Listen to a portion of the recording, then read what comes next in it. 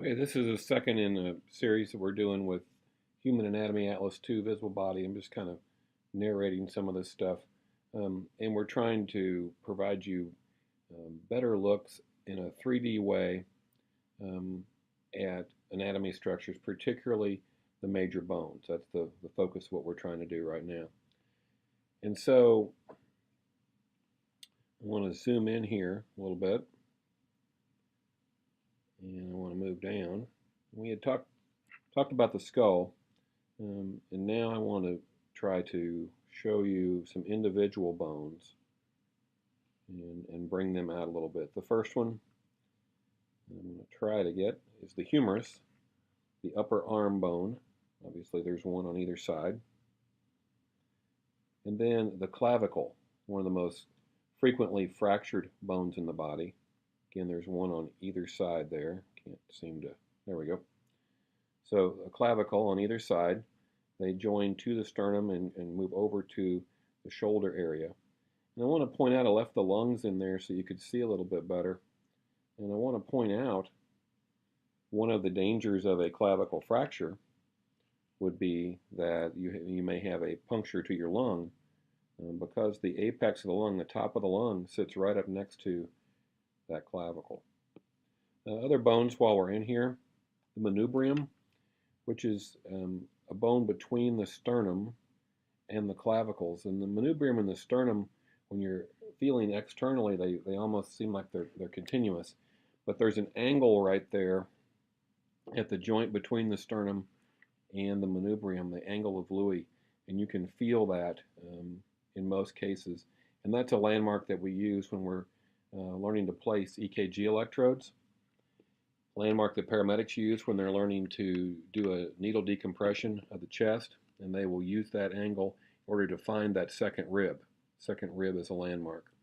If you're doing attaching EKG electrodes, you're going to find that second rib. So there's your one intercostal space. I'm not hitting it very well.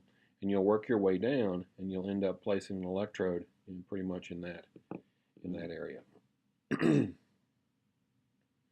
There's sternum. I'll zoom back up and try to manipulate here a little bit. Tip of the sternum is xiphoid process, a bony tip. And so sternum, as we think of your breastbone, is essentially made up of manubrium, sternum, and xiphoid process. You can see ribs in there. I'm going to spin this guy around. You can see where ribs attach in the back as well as where they attach in the front. Point out the shoulder blade, the scapula on either side. Very well protected, very large, flat bone, difficult to damage. And then we'll talk about here for a second the vertebra. I'll give you a side view and start hitting there. There's C1, cervical vertebra number 1, C2. There's C1, C2, C3, C4, 5, 6, and 7. And this C7 process is what you can typically feel right here, is what you can feel externally pretty prominently in the back of your neck. Then we start in with the thoracic vertebra,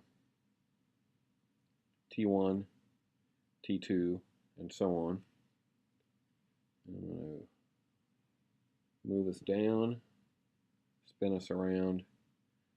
There's T3, 4, 5, 6, 7, 8, 9, 10. Move us down a little bit more. T11. And finally T12. Notice these last couple of ribs here are called floating ribs because they're not attached in the front. They attach to the spine in the back. But as we spin this guy around, you see how the others attach to the rib cage, and these bottom two, the most inferior two, don't attach. Then we're back to T12. Below that is L1, lumbar 1, lumbar 2, 3, 4, and 5, and I'm going to spin him a little bit so you can get a little better look. And then here we start, sorry, I've got ligaments in the way there, I need to get out of the way.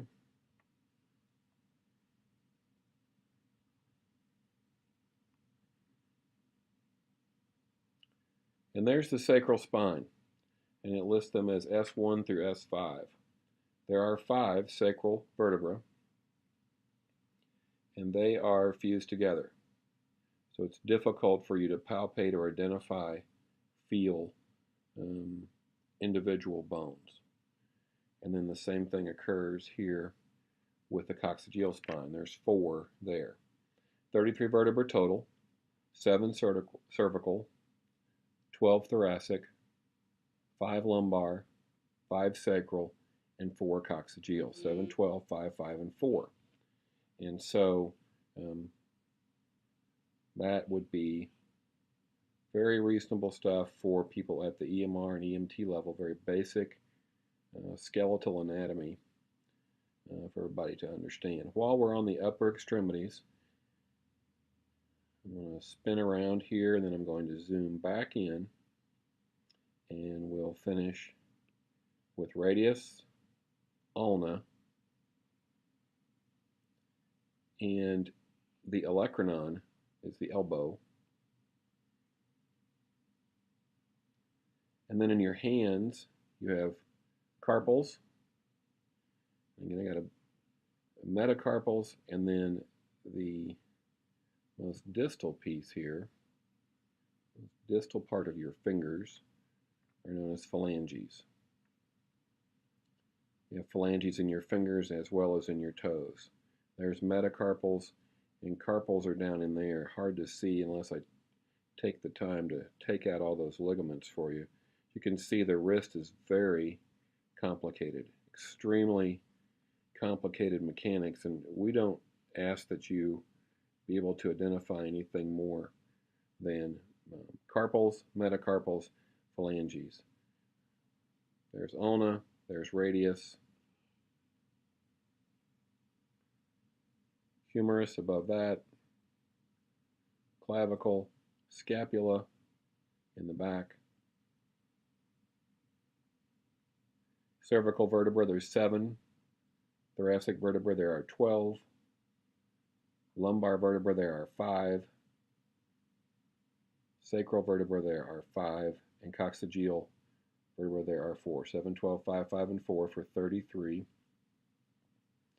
And so I think that's where I'm going to stop with this particular one, and then we'll do lower extremity in the next video.